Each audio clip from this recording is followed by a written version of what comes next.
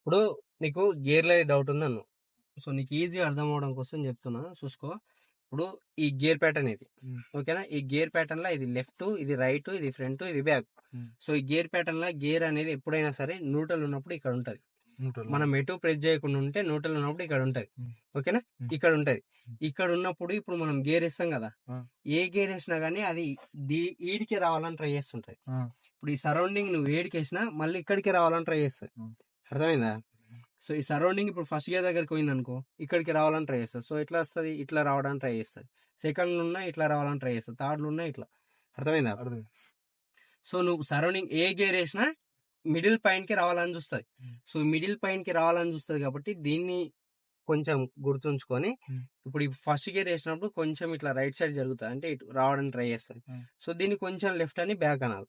ఇప్పుడు second gear ఉన్నప్పుడు కొంచెం రైట్ సైడ్ మూవ్ అవుతుంది. సో కొంచెం లెఫ్ట్ అని ముందుకు అనాలి. ఈ థర్డ్ ఫోర్త్ ఉన్నప్పుడు బ్యాక్ ఫ్రంట్ మూవ్ అవుతుంది. సో ఇటు సైడ్ కనాల్సిన అవసరం లేదు. ఈ ఫిఫ్త్ రివర్స్ ఎటు సైడ్ వస్తుంది? ఇది మిడిల్ సెంటర్ ఇటు ఉంది కాబట్టి ఇటు సైడ్ వస్తుంది. ఎటు లెఫ్ట్ వస్తుంది. ఇది కూడా సేమ్ లెఫ్ట్ వస్తుంది. సో కొంచెం రైట్ సైడ్ ప్రెస్ చేసి ముందుకు అనాలి. ఇది కూడా కొంచెం రైట్ సైడ్ ప్రెస్ చేసి ముందుకు అనాలి. ఇందులో గేర్ల మెయిన్ ఇంపార్టెంట్ ఏంటంటే, ఇప్పుడు ఈ గేర్ రాడ్ ఉంది. ఈ గేర్ల మెయిన్ ఇంపార్టెంట్ ఏంటంటే మనం గేర్ రాడ్ ని ఏడ ఎడ్ సైడ్ ప్రెస్ చేస్తున్నాం, ప్రెస్ చేసింది ఎక్కడ దాకా ఉంచుతాం అనేది ఇంపార్టెంట్.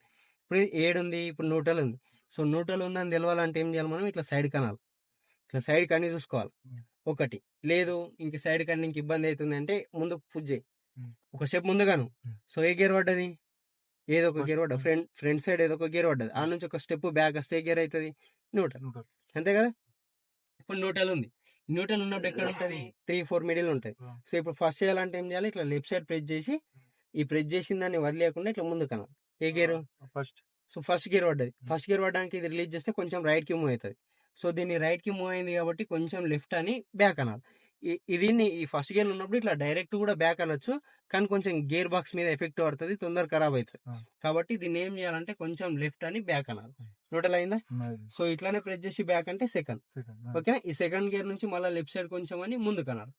ఇది కూడా సేమ్ మళ్ళీ ఇట్లా ముందు కనాలని చెప్తారు. అంటే యాక్చువల్ గా చాలా మంది చూసినా నేను, అంటే వీడియోస్ చూపించారు. ఇట్లా వచ్చినప్పుడు డౌట్ వచ్చింది, డౌట్ వచ్చి అన్న ఇంట్లో ఇట్లా దుబ్బాలని చూపించింది కదా అని. ఎట్లా చెప్తారు అంటే సెకండ్ గేర్ నుంచి థర్డ్ వేయాలంటే ఇట్లా దుబ్బాలా అని చెప్తారు. సో ఇట్లా దుబ్బడం వల్ల గేర్ బాక్స్ ఖరాబ్ అవుతుంది. డిఫరెన్స్ నీకు ఇప్పుడు డిఫరెన్స్ చూపిస్తుంది. ఇప్పుడు సెకండ్ గేర్ ఉంది, బాగా అబ్జర్వ్ చేసే సౌండ్. ఇప్పుడు లెఫ్ట్ సైడ్ ప్రెస్ చేసిన ముందు కన్నా సౌండ్ వచ్చిందా? చూడు క్లారిటీ, లెఫ్ట్ సైడ్ అని ముందు కన్నా సౌండ్ వచ్చిందా? ఓకే, ఈ సౌండ్ వచ్చింది కదా. ఇప్పుడు చూడు ఈ సౌండ్ కి ఇంతకు ముందు సౌండ్ కి డిఫరెంట్ ఉందా? తేడా ఎట్లా అనిపిస్తుంది? ఓకేనా?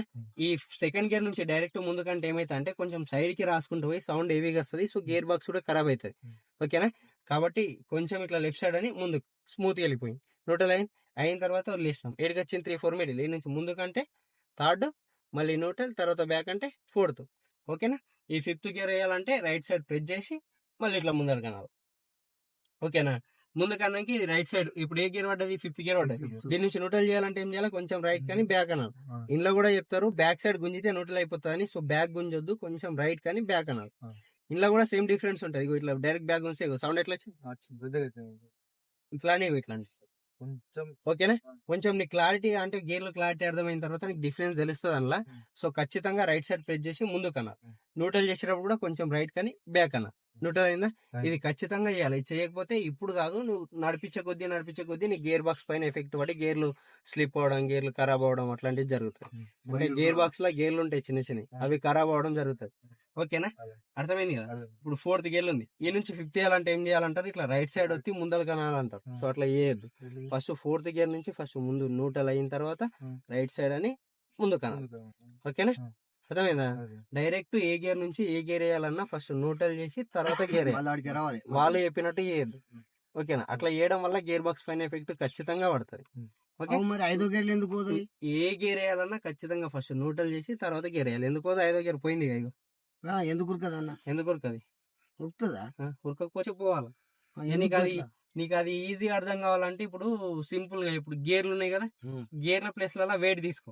ఇప్పుడు ఫస్ట్ గేర్ లో ఒక 5 kgs అనుకో, సెకండ్ ఒక 10 kgs అనుకో, ఇట్లా వెయిట్ అనుకో. సపోజ్ ఇప్పుడు నువ్వు ఫస్ట్ గేర్ అనుకో, నువ్వు ఎంత వెయిట్ మోస్తావు? 5 kgs మోస్తావు. నువ్వు 5 కిలోలు మోసేటానికి 10 కిలోలు అయితే ఏమైతుంది? మోస్తావా కింద పడతావా? మరి ఇది కూడా అంతే సేమ్. అర్థమైందా? బండి ఆగి ఉన్నప్పుడు ఫస్ట్ గేరే వేయాలి, ఫస్ట్ గేర్ లోనే వెహికల్ మూవ్ చేయాలి. అర్థమైందా? ఇప్పుడు నువ్వు ఫస్ట్ గేర్ లో కాకుండా సెకండ్ వేస్తా అంటే కొంచెం 10 kgs వెయిట్ వేసినప్పుడు కొంచెం బరువు ఎక్కువ అయితే కొంచెం అంటే కొంచెం లోడ్ అయినా కానీ ట్రై చేస్తాం మూవ్ అవడానికి. సో అది కాకుండా నువ్వు డైరెక్ట్ 50 చేసావు అనుకో, నీ పైన ఇంకే ఎఫెక్ట్ పడుతుంది. అంతేనా? నీ మీద బరువు ఇంకెక్కువ అవుతుంది. సో అట్లాంటప్పుడు ఏమైతుంది అంటే కార్ బంద్ అవుతుంది, మూవ్ కాకుండా దానిపైన ఇంజన్ పైన ఎఫెక్ట్ ఎక్కువ అయ్యి బంద్ అయిపోతుంది. ఓకేనా? ఓకే. అర్థమైంది?